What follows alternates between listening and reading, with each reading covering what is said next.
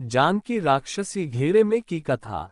राक्षस राज रावण के चले जाने के बाद भयानक रूप वाली राक्षसियों ने सीता को घेर लिया और उन्हें अनेक प्रकार से डराने धमकाने लगी।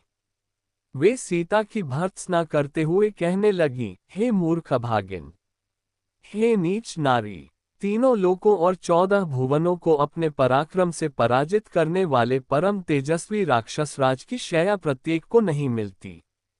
ये तो तुम्हारा परम सौभाग्य है कि स्वयं लंकापति तुम्हें अपनी अंशायनी बनाना चाहते हैं।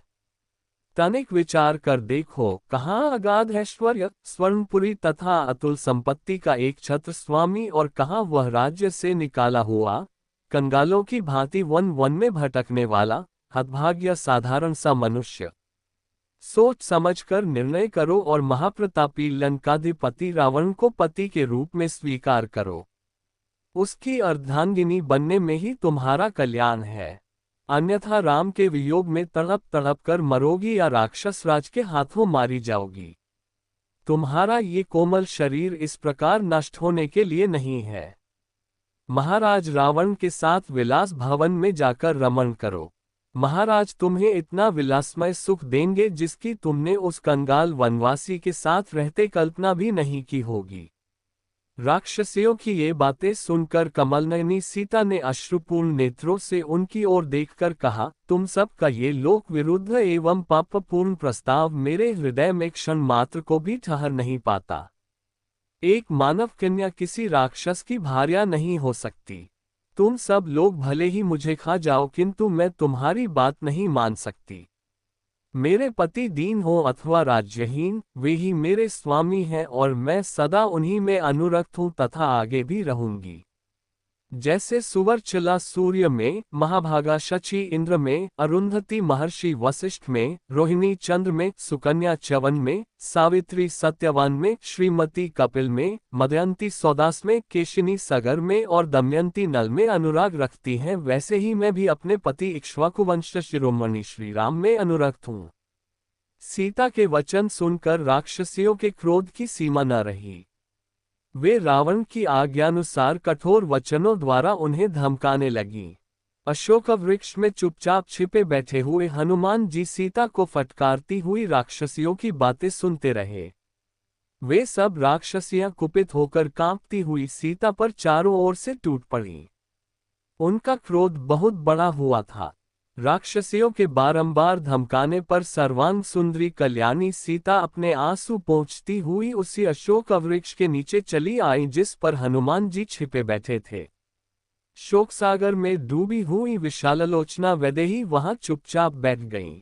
वे अत्यंत दीन व दुर्बल हो गई थी तथा उनके वस्त्र मलिन हो चुके थे। विकराल राक्षसियां फिर उन्हें घेर कर तरह तरह से धमकाने लगीं। विकराल रूप वाली राक्षसियों के द्वारा इस प्रकार से धमकाए जाने पर देवकन्या के समान सुंदरी सीता धैर्य छोड़कर रोने लगी। विलाप करते हुए वे कहने लगी, हे भगवान, अब यह विपत्ति नहीं सही जाती।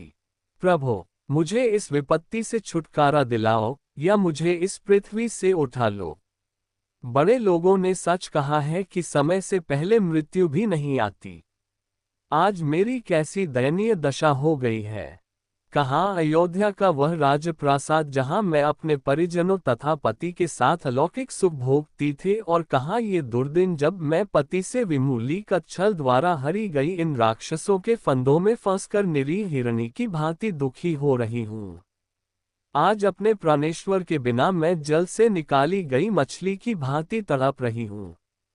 इतनी भयंकर वेदना सहकर भी मेरे प्राण नहीं निकल रहे हैं।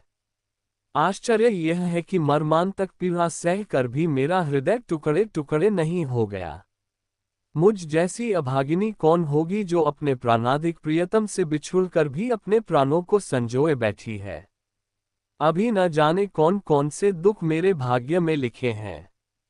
न जाने वह दुष्ट रावण मेरी कैसी दुर्गति करेगा। चाहे कुछ भी हो, मैं उस महापातकी को अपने बाएं पैर से भी स्पर्श न करूंगी। उसके इंगित पर आत्मसमर्पण करना तो दूर की बात है। यह मेरा दुर्भाग्य ही है कि एक परम प्रतापी वीर की भार्या होकर भी दुष्ट रावण के हाथों सताई जा रही हूं और वे मेरी रक्षा करने के लिए अभी तक यहाँ नहीं पहुंचे। मेरा तो भाग्य ही उल्टा चल रहा है।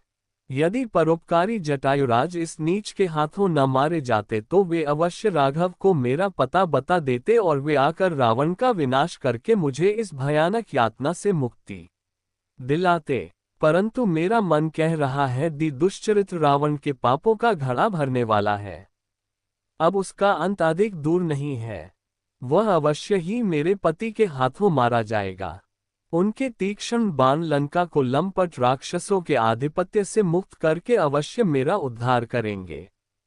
किंतु उनकी प्रतीक्षा करते करते मुझे इतने दिन हो गए और वे अभी तक नहीं आए। कहीं ऐसा तो नहीं है कि उन्होंने मुझे मरा हुआ समझ लिया हो और इसलिए अब वे मेरी खोज खबर ही न ले रहे हों।